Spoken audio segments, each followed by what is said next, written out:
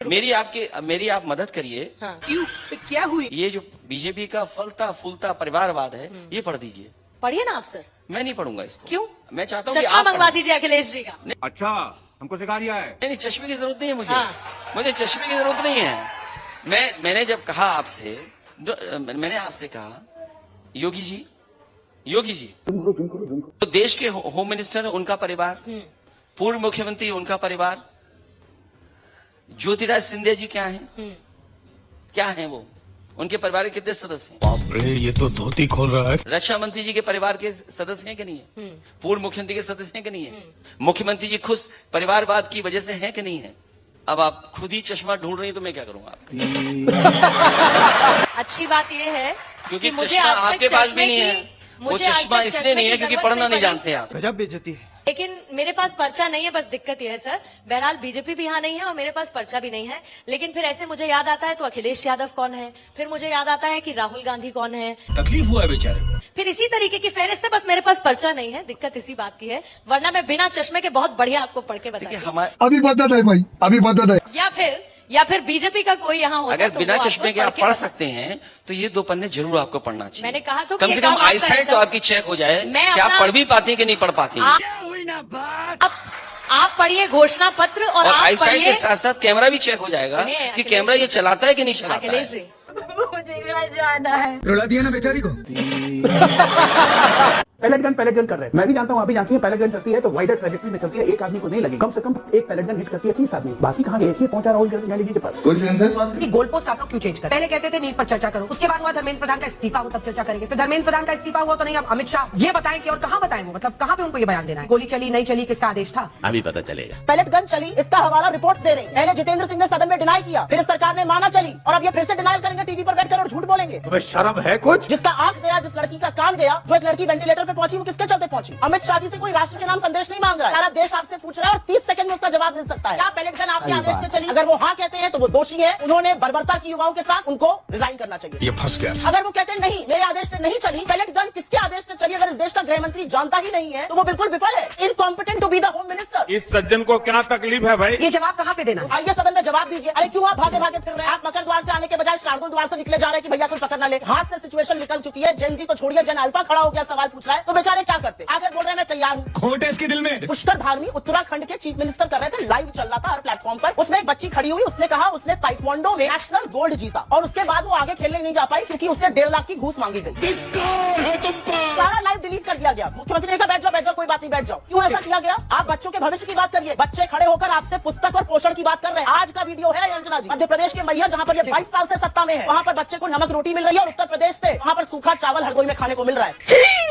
बात हो रही थी नीट, बात हो रही थी संसद पे चर्चा, गई मैया गई, पुष्कर सिंह धामी, और पता नहीं कहाँ घूमी। आज अमित भाई ने ये भी कहा अपने स्टेटमेंट में, माननीय गृहमंत्री, मैं बताऊंगा कि ये चर्चा क्यों नहीं चली। चर्चा शुरू हुई थी राम मंदिर चढ़ावा चोरी, चर्चा शुरू हुई नीट 20 तारीख एजुटेशन, चर्चा शुरू हुई Jantar Mantar agitation. Out of syllabus question अगर चर्चे में आ गया, युवराज कहाँ से बोलेंगे? ग्रे मैटर की कमी जो थेरी गर्दा उड़ेगा भैया। असल में तो दिक्कत क्या है, सिलेबस में इनके जेन जी था, सिलेबस के बाहर से जन अल्फा आ गया। जन अल्फा हमीरपुर पहुंच गया उत्तर प्रदेश में, डीएम के कार्यालय पर, सड़क नहीं बनेगी हम जाएंगे नहीं। जयपुर में छात्रों ने आके बाहर कहा जब तक पंखा नहीं लगेगा तब तक हम हटेंगे नहीं। जो मूक बधिर छात्र हैं वो तक अपने पीने के पानी की डिमांड की करने लगे। युवाओं ने रास्ता दिखाया, युवाओं ने निर्भीकता से इस सरकार से सवाल पूछा, और आज जन अल्फा भी इनसे सवाल पूछ रही है। मुझे कैसे भी करके निकाल मेरे भाई, मैं फंस गया हूँ। जितना पैशनेटली आप बात कर रहे हैं, एक बार उस बच्चे के लिए भी बोल दीजिए जो वहाँ पर 2 बच्चों की तबियत बहुत बिगड़ गई रांची में। वैसे ही देवेंद्र नाथ महतो भी आईसीयू में है, तो वो गुस्सा जो है जेनजी के लिए वो वहाँ पर क्यों गायब हो जाता है? Good question. युवा चाहे झारखंड में हो, चाहे कर्नाटक में हो, चाहे तेलंगाना में हो, चाहे बीजेपी शासित किसी राज्य में हो, युवा के ऊपर बलपूर्वक अच्छा, कोई भी जी। कार्रवाई नहीं की जा सकती। हम बात कर रहे हैं बच्चों से, अगर हमसे भूल हुई है हम कान पकड़ के उनसे माफी मांगने को तैयार है। इनकी तरह नहीं उनको भेड़िया और दहशतगर्द और जनरेशन गटर बुलाए। और प्रधानमंत्री रात को 12 बजे रील बनाने लगे, जेनजी की लैंग्वेज इस्तेमाल करने लगे, फ्रंट कैमरे से टेलीप्रॉम्प्टर पढ़ने लगे, मित्रों से फ्रेंड्स पर आ गए। खत्म गया। सलाम ये तो लेने के देने पड़ गए। ये विपक्ष का दोहरा चरित्र कैसे हो सकता है? दिल्ली के जंतर मंतर पर कुछ और रांची के मामले में कुछ और। बताता हूँ। चित्रा जी, सबसे पहले तो आपको धन्यवाद कि अपने चैनल पे आप आज सबसे ज्यादा बोल रही हैं अपने डिबेट में, और खासकर जब विपक्ष का कोई बोल रहा है तो आप ज्यादा बोल रही हैं। बात तो सही है। ग्रिल करिए, ग्रिल करने का आपका पूरा अधिकार है, लेकिन जो फैक्ट है उसको भी तो मानिए। 98 करना कहते हैं इसको। अच्छा। साथ आज बीजेपी के साथ डिबेट कर ली होती, जब हमें बोलने नहीं देना, हमारी भी बात को सुन लीजिए। मैंने तो आपको टोका ही नहीं कंचना जी, आपको खाओ माँ का सब। मेरे को चलिए बोलिए बोले बोले नहीं टोकूंगी, बोले बिल्कुल आप बोलने नहीं दे रही हैं। 98% मांगों को मान लिया गया, ये हकीकत है। कैसे एक जो है कैसे क्या करूँ मैं इसका? मान सुन लिया तो गया। लीजिए, कैसे के बाद सुनना होता है, तभी तो बताऊंगी कैसे। इतना एक्टिंग करके जेंजी इतना पिघल नहीं जाएगा। अरे सुधरो रे अभी तो। आपको सुनना नहीं है तो मैं चुपचाप बैठ जाती हूँ। आप जितना आज इंटरप्ट कर रही है विपक्ष को ना, वो समझ में पूरा अरे विपक्ष को नहीं, आप सत्ता पक्ष में है झारखंड में। तुम्हें कैसे पता चला? ये रोना मैं विपक्षी मैं ये रोना यहाँ नहीं चलेगा। मैं बहुत माफी के साथ एबीपी चैनल से माफी मांगती हूँ कि आपकी एंकर कैसे के बात का जवाब नहीं सुनना चाहती, क्योंकि कैसे का जवाब मैं देना चाह रही हूँ। हाँ। और वो कह रही है कि मैं एक्टिंग कर रही हूँ। अगर आपको नहीं बुलवाना है तो आप कह सकती हैं, मैं मेरा चुपचाप बैठ 3 सकती मिनट हूँ, आप आप बोल बर्बाद लीजिए। कर चुके। नीलम मिश्रा जी आपके पास आते हुए कंचना यादव जी से संपर्क टूट गया, शायद वो चले गई हैं। जब अब गर्दा उड़ेगा भैया। गीता जी, सबसे बड़ी बात क्या है ना कि चैनल पे आने के बाद कोई भी चीज अगर क्लियर ही नहीं हो तो डिबेट में आने का कोई मतलब नहीं बनता है। यस, अगर सिर्फ सवाल सुनना है तो बोलिए, चुपचाप बैठ जाएंगे। और इसीलिए कंचना जी चली गई। बोलने का मौका दीजिए, तभी तो चीजों को क्लियर कर पाइएगा। दर्शकों को क्या दिखाना चाहते हैं? क्या बहुत अच्छा कटीले तार दिखाने लगाएंगे। अब देखिए फिर शुरू हो गई आप। फिर वही बात। आप तो दिखा अगर रहे आप हैं कटीले तार। मैडम अब नीलम मुझे मिश्रा जी कटीले तार आपसे पे जो बोलने सवाल दीजिए। पूछा, चुप हो जाओ, चुप हो जाओ। अब आप चुप हो जाओ। आप बहुत अच्छी बात एंकर हो, पता है, और आपका पूरा दुनिया में पूरे देश में क्या नाम है मालूम है हमको, इसलिए चुप रहिए, बोलने दीजिए। आपको कटीले तार वहाँ नहीं दिखा जब किसानों के लिए काटा और फिर वही बात। अरे किसानों पर क्यों जा रही है? प्यारी समझ गई। ये नीलम मिश्रा जी इन तारों पर रह जाइए और ये धमकी भरा अंदाज कहीं और दिखाइएगा कि आप चुप रहिए। नेशनल टेलीविजन पर बैठकर राष्ट्रीय चैनल के एंकर को धमकी देना, ये वहाँ दीजिएगा। बोलने दे, तकलीफ हुआ है बेचारे। ये यहाँ पर नहीं चलेगा नीलम मिश्रा जी। डिबेट नहीं करने आता है ना तो ये महादंगल बोल करके स्टार्ट मत कीजिए। अरे नीलम मिश्रा जी आप ही डिबेट सिखा दीजिए। सवाल पूछा जा रहा है, कटीले तारों पर आप लेकर जा रही है कृषि कानूनों पर। बहन डर गई। क्वेश्चन पूछ करके बोलने का मौका दीजिए। अरे आप तब से बोल ही रही हैं। तो आप तो चुप रहिए ना। चुप हो आप गई, चुप रहेंगे तभी तो बोलिए, बोलूंगी। चुप हो गई, बोलिए। रुला दिया ना बेचारी को। पीएम और विदेश नीति पर बयान निंदनीय। राहुल गांधी का आचरण कल्पना से भी परे है।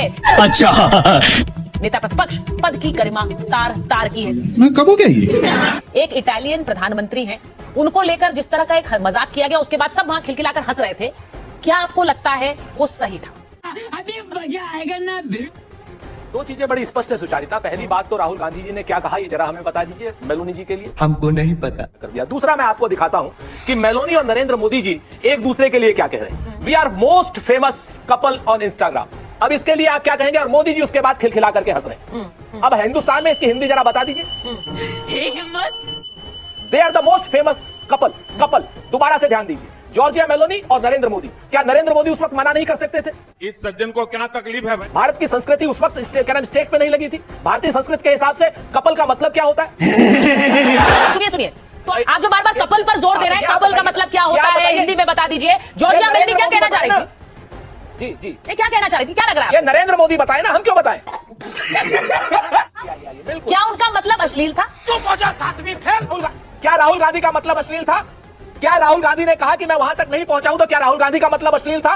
मैं आपसे सीधे ये कहूंगी, अगर आप ऐसे शब्दों का इस्तेमाल अपने ही देश के प्रधानमंत्री के लिए करेंगे तो फिर मैं विदेश की प्रधानमंत्री के लिए क्या ही उम्मीद करूं सर आपसे? अच्छा, हमारे देश के प्रधानमंत्री आलोचना से परे हैं। नहीं है सर। अब आए ना लाइन पे। हमारे देश के प्रधानमंत्री को निशिकांत दुबे कह रहे हैं अय्याश था नेहरू। हमारे देश के प्रधानमंत्री इंदिरा गांधी को कह रहे हैं कि जठराग्नि है कि कामाग्नि है। मतलब इसका मतलब ये कि आप कहें कि हाँ ठीक है वो देते तो हम भी देंगे। सुचारिता, इसको यही मैं कह रहा हूं आपसे कि हमें अच्छा लगता कि अगर आप अपने इंट्रोडक्शन में अगर आप ये बात भी शामिल कर लेते कि निशिकांत दुबे ने कहा था कि जठराग्नि है कि कामाग्नि है। अगर ये कहा होता कि नेहरू अय्याश थे, निशिकांत दुबे ने कहा। अगर आपने ये भी शामिल कर लिया होता कि नरेंद्र मोदी ने 52 करोड़ की गर्लफ्रेंड कहा था। अगर आपने ये भी शामिल कर लिया होता कि नरेंद्र मोदी ने कांग्रेस की विधवा कहा था, तो हम सर झुका करके आपकी बात मानते। सुरेंद्र जी, एक तरफी बहस चलाएगी सुरेंद्र जी, एक तरफा बहस नहीं चलेगी। बिल्कुल नहीं चलेगी सर। पार्टी बदल लिया साला।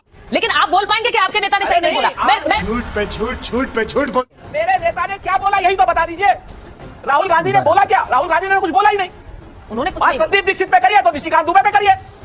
संदीप राहुल गांधी ने एक शब्द नहीं बोला मेलोनी के लिए। तुम्हें शर्म है? आप मुझे बताइए ना कि राहुल गांधी ने कौन सा शब्द बोला? आप लोग एक तरफा राहुल गांधी कर रहे हैं। गजब बेइज्जती है। एकदम सही बात। राहुल गांधी ने बोला क्या? अच्छा, ये एजेंडा मत चलाइए। अच्छा, एजेंडा। अच्छा ठीक है सुरेंद्र जी। बस हवा निकल गई। पैलेट गन के विषय में सबको पता होना चाहिए, पैलेट गन छर्रे की तरह निकलती है, 12 बोर के छर्रे की तरह छितरा के निकलती है। अच्छा, अगर पैलेट गन 4 फायर भी हुआ होता तो एक व्यक्ति घायल नहीं हो सकता। हाँ बेटा, मेडिकल रिपोर्ट हमने दिखाई आज तक, पर हमारे रिपोर्टर की स्टोरी थी। मेडिकल रिपोर्ट में फिर कैसे लिखा हुआ है पैलेट इंजरी? Good question. आप मेडिकल रिपोर्ट करें, मैं फिजिक्स की रिपोर्ट बोल रहा हूं। कोई बता दे कि कोई चीज जू छितरा के वाटर कैनन की तरह जाती हो और उस भीड़ में, और वो वाटर कैनन का पानी एक ही व्यक्ति को लगेगा, बाकी किसी को नहीं लगेगा। मेडिकल रिपोर्ट कहेगी कि गीला हुआ है। तो हो सकता है कोई किसी के बगल में खड़ा हो, किसी से बगल में कोई मान लीजिए ट्रिगर दब गया हो, किसी पर्टिकुलर को लगा हो, वो वहां पे था। अभी बता दे भाई, अभी बता दे। दुर्भाग्य यह है कि पैलेट गन एक सांसद कह रहे हैं टीवी पर बैठ के, हो सकता है चल गई हो, ट्रिगर चल गया हो सकता है। मतलब इतनी संवेदनहीनता एक सांसद आज तक पे बैठ के कर रहा है, ये तो केवल बैल बुद्धि का ही प्रभाव हो सकता है, कोई बैल बुद्धि के प्रभाव में हो। आलू रडार में क्या होगा और नाली से गैस निकलेगी, हो सकता है चल गई हो। अरे भाई कौन बताएगा, 12 दिन हो गए, 13 दिन, आज गृह मंत्रालय आज तक एक प्रेस कॉन्फ्रेंस नहीं कर पाया। 56 इंच का सीना, विश्व गुरु और पता नहीं क्या क्या चाणक्य और क्या क्या था। संसद में एक दिन नहीं आ रहे हैं, हो सकता है चल गई हो। बिहार में पहले कहा AK-47 नहीं चली, फिर वो सस्पेंड कर दिया इन्होंने। झूठे लोग हैं ये। ऑपरेशन सिंदूर में संसद में खड़े होकर डिफेंस मिनिस्टर ने कहा कि कोई नहीं मरा है। अरे बाप रे, ये तो धोती खोल रहा है। एक भी हमारा जवान शहीद नहीं हुआ, हाथों को बड़े बड़े हाथ फैलाकर।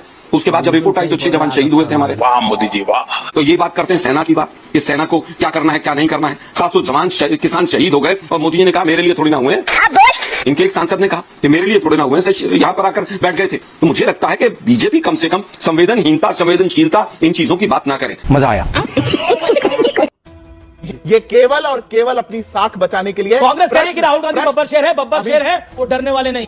चड्ढा समझाओ इसे। नहीं अमीर जी, मैं पूछ रहा हूं, नहीं डरने वाले तो बता दें क्यों वंदे मातरम से दिक्कत है? ये क्या बात करता है यार? ठीक है, क्या अपमान है? ऐसा क्या हो गया वंदे मातरम में कि उसको गा करके इनके सबके पैर कांपने लग जाते हैं? मतलब कुछ भी, पूरी कांग्रेस पार्टी थरथराने लग गई वंदे मातरम गाने से। अरे हमारी माँ की वंदना है, भारत भूमि की वंदना है।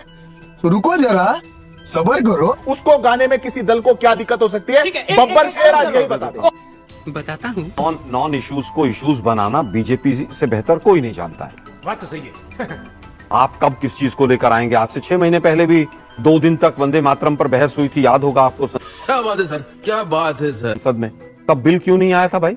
तब देशभक्ति और देशद्रोह किसी को याद नहीं आया था? 22 साल बीजेपी की सरकार रही है, उसमें 6 साल अटल जी के, 12.5 साल ये, और बाकी कोएलिशन गवर्नमेंट। तो धोती खोल रहा है। 22 साल में वंदे मातरम के 2 स्टैंजा सरकार भी गा रही थी, हम भी गा रहे थे, ये भी गा रहे थे, और अमीश देवगन भी गा रहे थे। तब 22 साल तक देशभक्ति थी और देशद्रोह नहीं था वो, क्योंकि अब बच्चों के ध्यान भटकाना है। यही नहीं, अभी और सुनिए। पेपर लीक से मिड डे मील में क्या हो रहा है, स्कूलों की छत गिर रही हैं, बेरोजगारी चरम पर है, नंगा करके नहला रहा है। जिस किस तरह से पैलेट गन से ध्यान भटकाया जाए, AK-47 से कैसे ध्यान भटकाया जाए। अरे बस कर। अब मैं कहूं कि एकनाथ शिंदे के यहां तो गाया ही कुछ और गया है, इनके बीजेपी के यहां पर तिरंगे की जगह बीजेपी का फ्लैग होस्ट कर दिया गया है। मोदी जी रशिया में राष्ट्रगान गाते गाते चल दिए, तो क्या इनके सबके ऊपर FIR हो जानी चाहिए?